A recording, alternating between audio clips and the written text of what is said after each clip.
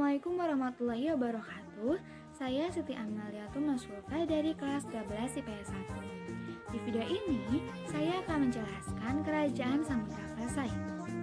Samudra Pasai adalah kerajaan Islam pertama di Indonesia yang terletak di Aceh.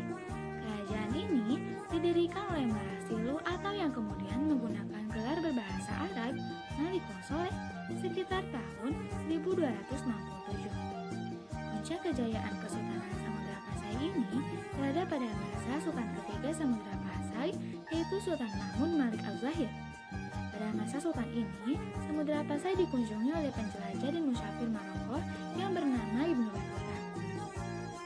Pada masa jayanya, Samudra Pasai merupakan pusat perniagaan penting di kawasan itu.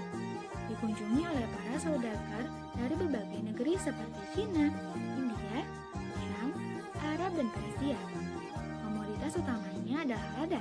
Sebagai bandar perdagangan yang besar, Samudra Pasai mengeluarkan mata uang emas yang disebut dengan dirham.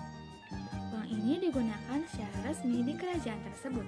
Di samping sebagai pusat perdagangan, Samudra Pasai juga merupakan pusat perkembangan agama Islam. Pada masa Sultan ini pula, Kerajaan Palak yang merupakan tetangga Pasai masuk menjadi wilayah Kesultanan Samudra Pasai. Lalu, bagaimanakah kehidupan perekonomian Kerajaan Samudra Pasai? Sebagai kerajaan maritim, sumber penghasilan Pasai yaitu pajak kapal dagang yang melewati wilayah perairannya, dan Pasai juga mengandalkan lada sebagai sumber penghasilannya. Kehidupan politik Kerajaan Samudra Pasai. Kerajaan Samudra Pasai didirikan oleh Marasilu. Marasilu memeluk Islam setelah pertempurannya dengan Syekh Ismail. Marasilu menjadi sultan dengan gelar Sultan Malik As-Saleh. Setelah Sultan Malik As-Saleh meninggal, jabatan sultan diturunkan kepada putranya, yaitu Sultan Malik Al-Zahir. Kekuasaan kemudian dilanjutkan oleh keturunan Sultan Malik Az-Zahir. Sedangkan kehidupan sosial masyarakat Kerajaan Samudra Pasai didasarkan hukum Islam.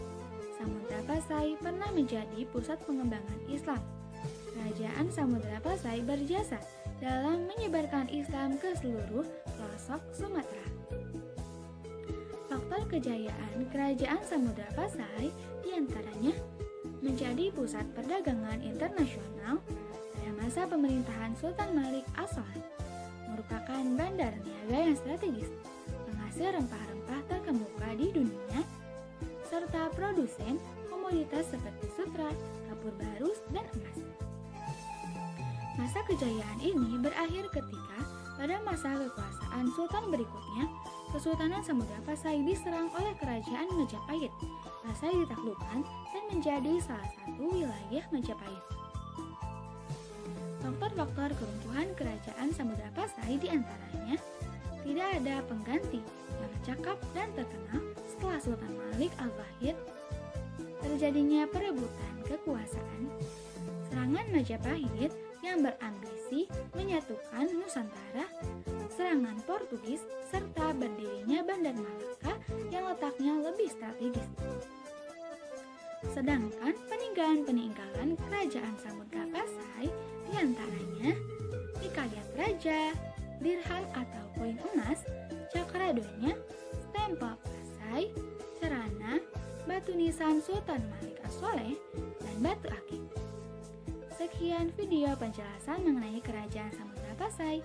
Terima kasih dan semoga bermanfaat. Wassalamualaikum warahmatullahi wabarakatuh.